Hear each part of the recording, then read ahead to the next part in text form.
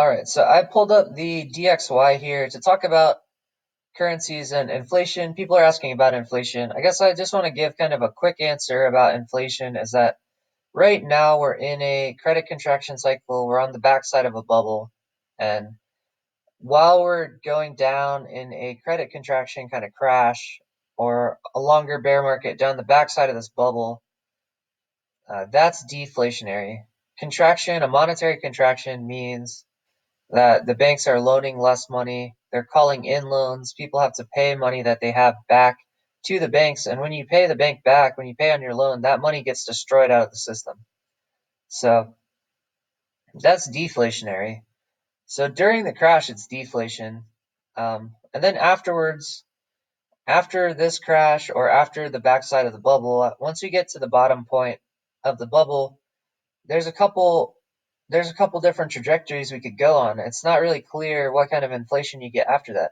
If you look at Japan, they had a 20-year bear market where they were trying to get inflation. They had QE, their bank was printing money like crazy for 20 years, and they went on a downward trajectory for 20 years and got no inflation. Um, So that's one possibility. Or if you look at like the Great Depression, I mean, we came down the bottom of the Great Depression, we got the little dip at the end, and then right off on a high trajectory, and we're back past the all-time highs in whatever it was, 10 years or 20 years or something like that. And if you inflation adjust the stock charts, you can see the angle that it went out of there. I mean, like the 40s, it really started picking up, and then around 66, it hit a top. Um, but you get like these high trajectory kind of takeoffs out of a bubble sometimes, like out of the financial crisis, out of Volmageddon, we got a new steeper uphill trend line, and that's inflation.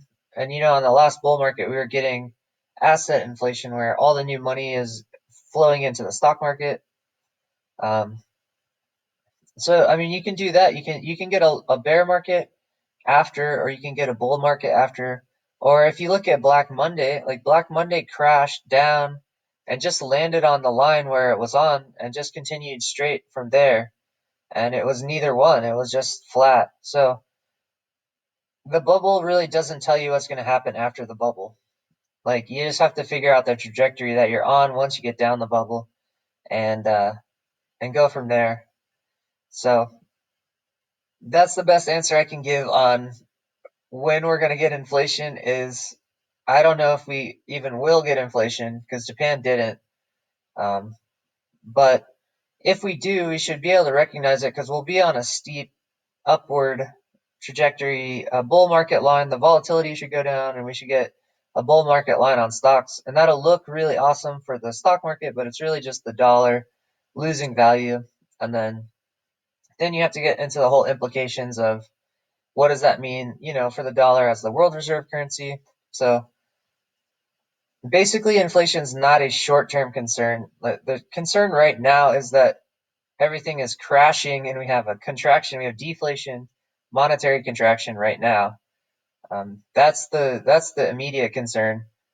And then you have to just really just see what it looks like when it starts to reverse and see what kind of environment we're getting into. I wanted to let me put the SPY on here.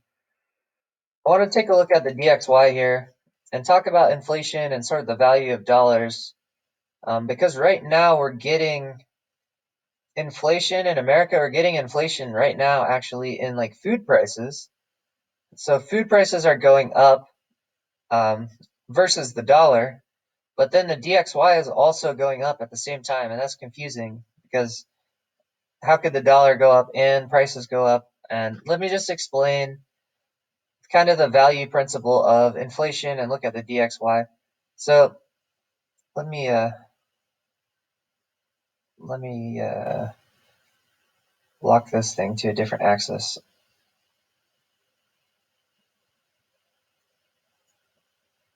All right. Okay, so this yellow one is the DXY, and you can see the DXY has just been on kind of an upward trajectory. And that looks like it's going to keep continuing because the DXY is really just the dollar versus other currencies, has a lot to do with the euro. And it just means other currencies are going down relative to the dollar. But that doesn't mean the dollar is going up relative to like food or medical expenses or something like that. So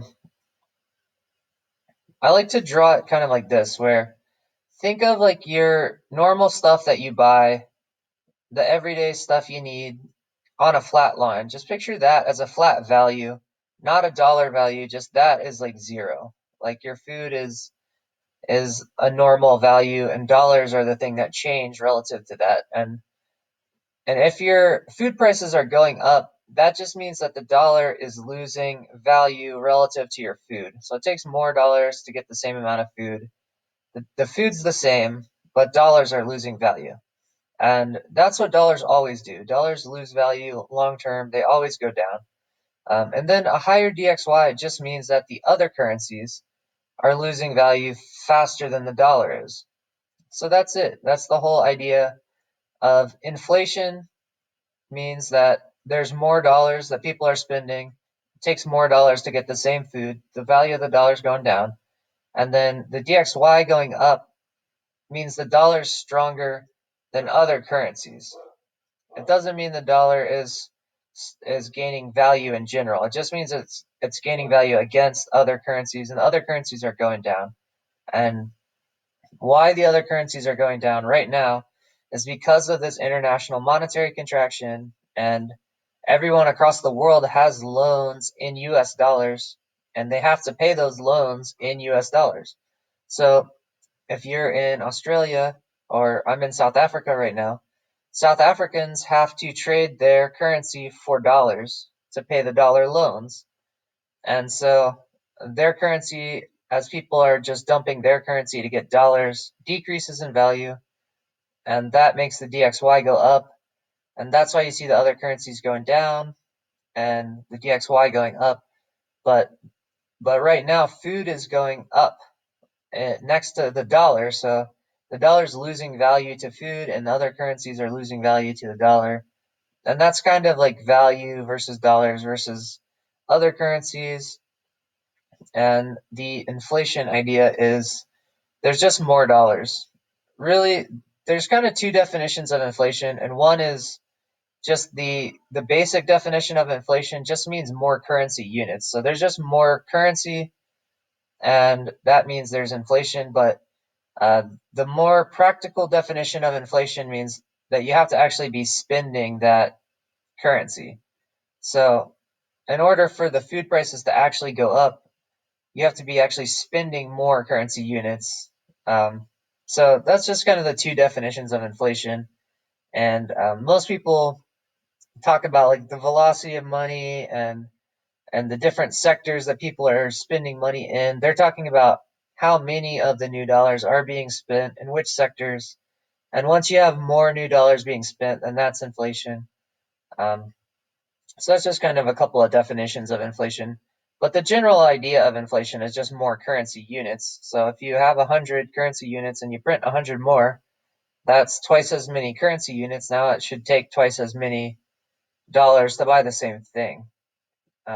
Just basically, except that it depends what you're actually spending those dollars on, or how many you're saving or spending, or how often they're being transferred back and forth. So it gets a little fuzzy with the actual spending of the currency, but that's the general idea of inflation. And it's deflation during the crash, and then afterwards we just have to see where we are. And I've heard the Japan scenario where we get deflation for a long time, and I've heard the hyperinflation scenario where it just goes absolutely insane and the dollar goes to zero in a hurry, or it goes deflation for a little while and then inflation afterwards is a more common thing that people say, but nobody knows what's about to happen. All that people know is that it's a contraction right now, and we just have to see. Just have to see what happens. This is Brian Lewis with MMT Investing, and please hit the like button to help me out with the YouTube algorithm. And yeah, sorry I don't have a better answer. Like I mean, what do I think it's gonna do? I guess like my best guess, I could do that. Um, like I think, whew, I don't even know right now. Actually, I mean, just studying this chart, I really only have like a deflationary outlook for like another month and a half, and then I see like some short-term inflation for 6 months maybe, and then at that point, I don't know. I don't know if we're gonna go downhill or uphill. I don't. I don't know. That's all I have. That's all I really have right now. A month and a half of deflation, then like 5 or 6 months of inflation, a little bit of inflation, probably not like hyperinflation crazy, but the deflation should reverse after a month and a half into a more stable kind of environment. And it could reverse into a higher inflation, but I don't think so. I think it's going to be pretty low, and then depending where we land now,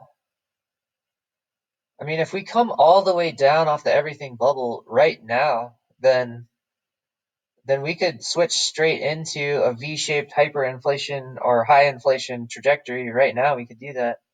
But most likely we don't come down that far now, and we have a little bit more time to come down to the bottom of the bubble. And inflation wouldn't happen until we get down to the bottom of the bubble. And that usually, like in both Japan and the Great Depression, kind of bubbled backsides. That took a few years to get down. And well, with Black Monday, it didn't take very long.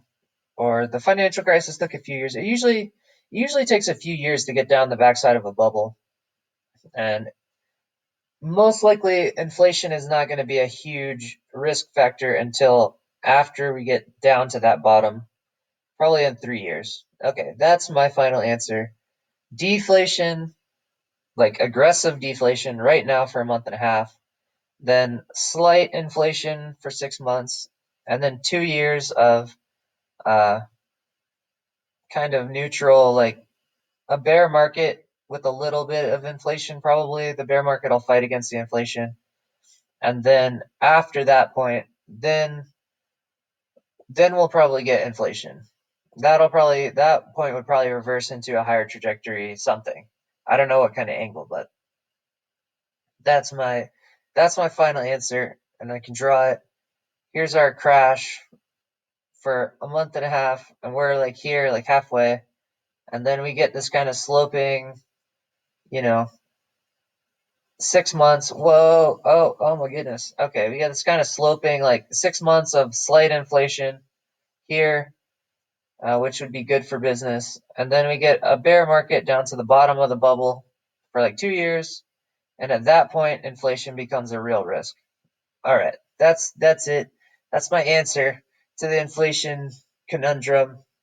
And not that that's exactly what's going to happen, but that's just the best guess. Looking at the cycles that we have now and where we are in the bubble. So this is not investment advice. Please hit the like button. Happy trading. And right now, if I were you, I would be a lot more concerned with a deflationary market crash at the moment than inflation. Cheers.